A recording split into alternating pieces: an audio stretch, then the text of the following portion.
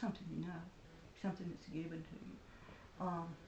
And remember, William Faulkner said that he started The Sound and the Fury because he seen a little girl with mud on her underpants in a tree. And that gave him a real symbol for the whole story. And for me, it was the fact that I went to Galveston in the 1950s.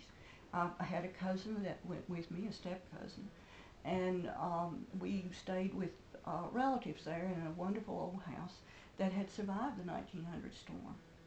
And it had survived by the fact that they took axes and cut holes in the floor and the water rose inside the house, but it didn't carry it off.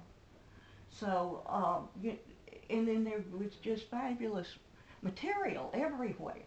Galveston was a good old, bad old place where people went to go in the state of Texas. Then you couldn't have a drink across the bar. Well, in Galveston, you could be underage and have a drink, a mixed drink. Or this was a big thing, a mixed drink across the bar. People lived with paper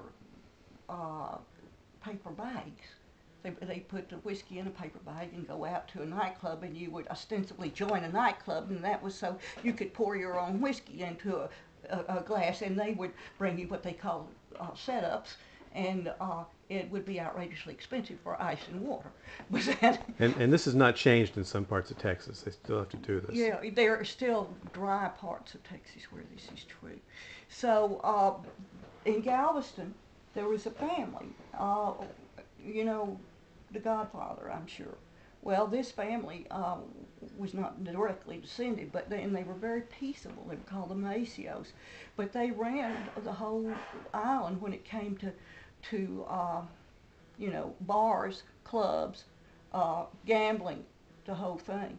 And they had a beautiful club out over the Gulf, and it was called the Balinese Room. And they tried to make it. This was the time that South Pacific was just coming to be made, and they turned the whole interior of this place into a place that looked like the island of Bali, supposedly, and it was considered.